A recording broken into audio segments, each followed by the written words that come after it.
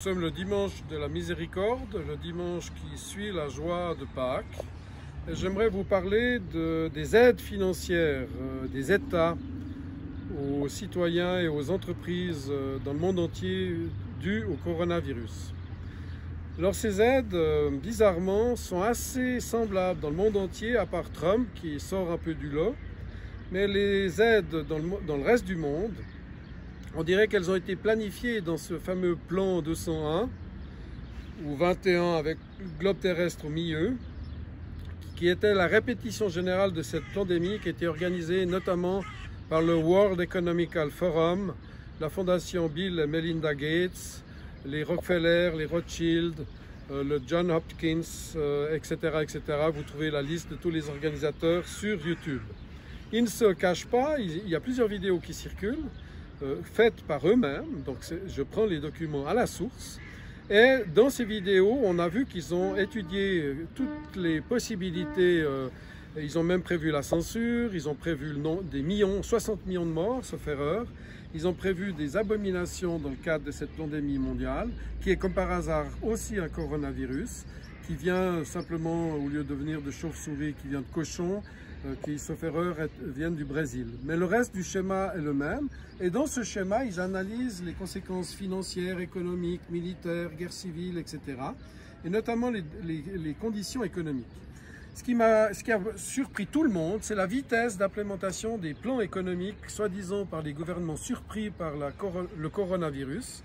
Ces plans ont été mis sous toit extrêmement rapidement avec des petites modifications en fonction du génie de chaque pays. En Suisse, par exemple, je pense grâce à Ueli Maurer, le plan prévoit des prêts à 0% d'intérêt, je dis bien 0% d'intérêt, sur 7 ans. Ce qui rejoint un peu la notion des jubilés de la Bible.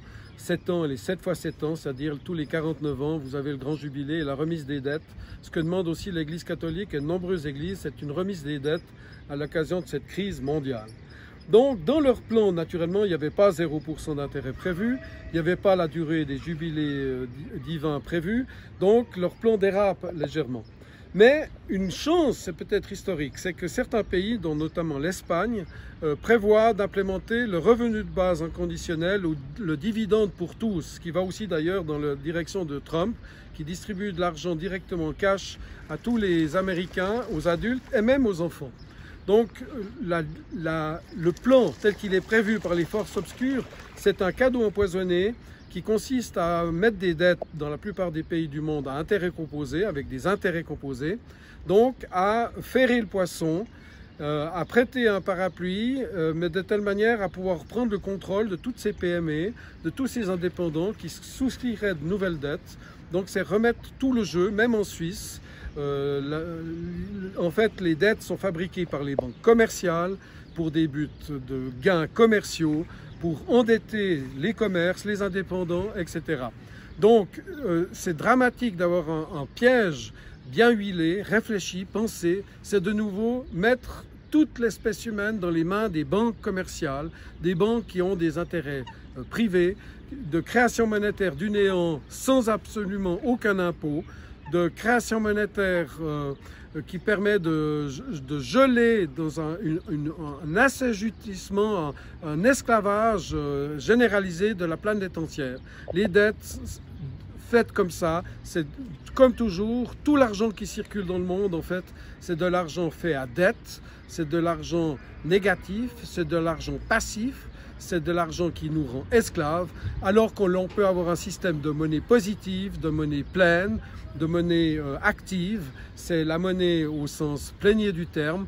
Nous devons reprendre le contrôle des créations monétaires.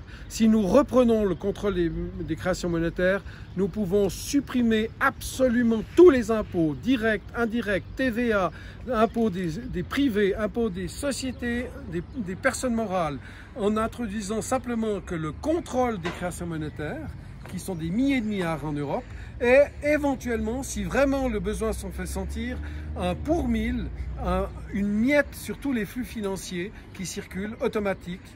Donc ça supprimerait toute déclaration fiscale de tout le monde, y compris les TVA, qui dans la plupart des pays européens se montent à 20% et non pas comme en Suisse à 7,7%. Donc il y a un nouveau monde qui peut être là. Profitons de cette crise, libérons-nous des chaînes de l'esclavage monétaire, des banques commerciales qui créent l'argent du néant par un simple coup de clavier d'ordinateur dans des mémoires d'ordinateur. La monnaie doit être à notre service, au service du peuple, de tout le monde et non pas d'une petite minorité de propriétaires de banques et de milliardaires qui nous écrasent sous leurs intérêts exorbitants qui deviennent énormes par les courbes exponentielles.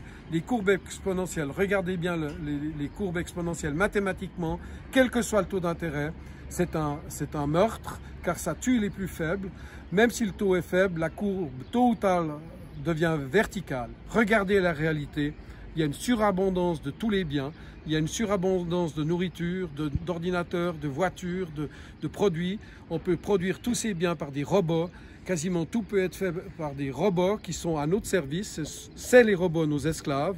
J'appelle ça la révolution.